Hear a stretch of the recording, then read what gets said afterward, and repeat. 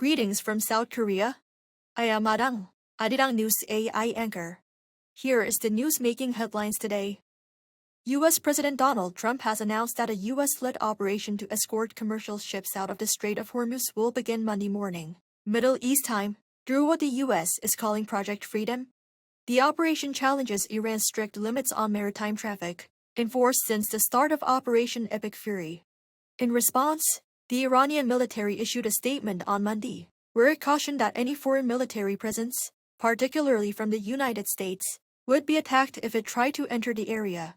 Meanwhile, Iran's foreign ministry also confirmed it received Washington's response to its 14-point peace proposal via Pakistan, and is currently reviewing the counter-proposal. The KOSPI opened up 2.8% at around 6,780 and extended its record-breaking rally, after slipping at the close before the long weekend. Despite hitting an intraday high, the index maintained strong upward momentum throughout today's session. The benchmark closed at 6,936, up 5.1% on the day. SK hynix also made headlines, becoming the second Korean firm after Samsung Electronics to surpass a $1 trillion market cap. It reached a fresh record high in just a single session. On May 4th, SK hynix closed at 1.447 million won, up 12.52% from the previous session.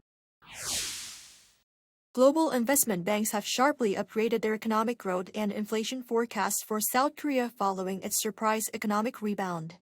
According to a Bloomberg compilation released on Monday, the average growth outlook calculations from 42 major institutions now stands at 2.1%, up 0.1 percentage point from last month. At the end of April, Capital Economics raised its projection by more than 1 percentage point to 2.7%, while JP Morgan Chase increased its forecast to 3%. This follows the Bank of Korea reporting first-quarter GDP growth of 1.7%, the highest in over 5 years, driven by robust semiconductor exports. However, inflation concerns are mounting, with Bloomberg data on Monday showing the average consumer inflation forecast rising to 2.5%. Candidate lineups for 16 metropolitan mayoral and gubernatorial races have now been finalized with just 30 days to go until voters head to the polls. The ruling Democratic Party is aiming for a sweeping victory, hoping to consolidate both central and local power to accelerate its reform agenda and stabilize governance. The main opposition People Power Party faces mounting pressure to deliver meaningful results as it seeks to rebuild after a series of setbacks. The race for Seoul's mayor, one of the country's key battlegrounds, has taken shape as a two-way contest between the DP's candidate Chung Won-ho and the incumbent mayor Oh Se-hoon of the PPP. For this local election, the traditional conservative Gyeongsang region is also a major battleground, with the ruling party seeking to make inroads, while the opposition fields high-profile candidates to defend its strongholds. The North Korean women's football team is set to visit South Korea this month, marking the North's first sports delegation to come to the South in over 7 years.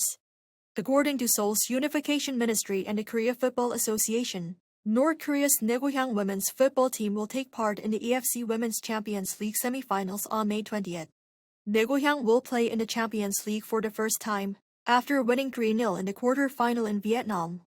The upcoming visit draws attention given the lapse in inter-Korean exchanges, with the North having declared the South a hostile state. That is all from me today. Thank you for watching.